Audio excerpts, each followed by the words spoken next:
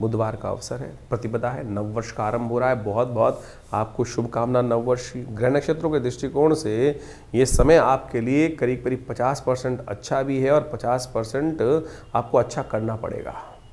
और यदि आपने ढीला छोड़ दिया तो फिर चीज़ें आपके लिए हाथ से निकलने के योग बना सकते हैं। सबसे पहले तो स्वास्थ्य का ध्यान रखने की ज़रूरत है। उत्सव के दिन चल रहे हैं, बहुत सारी चीज़ें क्या होता है कि हम लोग पता नहीं क्या क्या करते रहते हैं। स्वास्थ्य का इन 2-3 दिनों में खासतौर पे स्वास्थ्य का मौसम परिवर्तन की तरफ जा रहा है। हो हल्ले में हम लोग कई बार थोड़ी स्वास्थ्य में नरमी ध्यान नहीं दे पाते हैं, तो स्वास्थ्य का ध्यान रखते हुए कार्य करें। अन्नकूट है इस दिन, अन्नकूट है इस दिन, कोशिश ये करें भगवान विष्णु का सुंदर पूजन करें। हो सके तो अन्न का दान किसी भी देवस्थल में जाकर अपने द्वारा एक काम करें आपकी राशि के दृष्टिकोण से। या तो गौशाला में, आपकी राशि के दृष्टिकोण सबसे अच्छा रहेगा, गौशाला में सब्जी इत्यादि कुछ भी हरा चारा इत्यादि भिजवाने का प्रयास करें।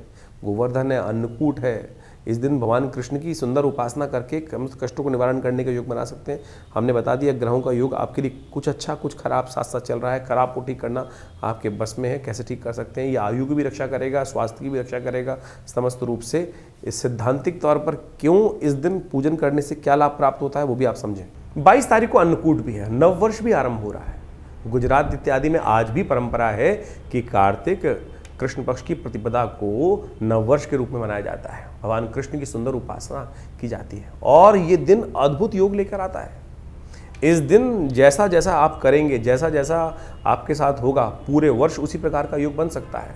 तो अच्छे रेजोल्यूशन, आमतौर पे लोग कहते हैं ना, नए साल के दिन से अच्छी अच्छी बातें सोचनी चाहिए, गलत काम नहीं करना चाहिए, अच्छे कपड़े पहनने चाहिए, सुंदर भाव सोचना चाहिए, वो हम 1 जनवरी के साथ जोड़ देते हैं।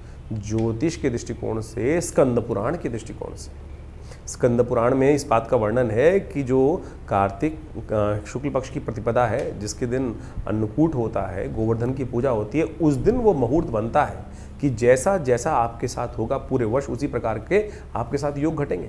तो इसलिए आनंद भाव से परमात्मा का सुंदर स्मरण करें, जल्दी उठें, भगवान का स्मरण करें, माता पिता का आशीर्वाद लें, गुरुजन का आशीर्वाद लें और उस दिन भगवान कृष्ण का सुंदर पूजन करना चाहिए।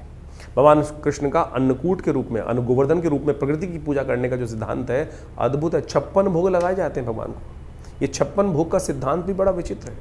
कहा जाता है कि भगवान ने 7 दिन तक 8 पहर हर रोज़ होते हैं, 7 दिन तक भगवान ने अपने जो कनिष्ठिका उंगली के ऊपर पूरे पर्वत को उठा के रखा। तो इसलिए उनको 56 भोग लगाए जाते हैं। 7 × 8 करेंगे तो 56 आएगा। तो ये 56 भोग जो लगाए जाते हैं आनंद भाव से संपूर्ण समर्पण है भगवान के प्रति कि भगवान अपने भक्तों की सदा रक्षा करते हैं। और ये कोई इंद्र के साथ द्वेष नहीं है भगवान का, भगवान तो इंद्र के परम हितैषी हैं। ये तो रूढ़िवादी परंपराओं को हटाने, प्रकृति के साथ व्यक्ति को जोड़ने की कथा है। अद्भुत रूप से इस बात को हमें समझना चाहिए।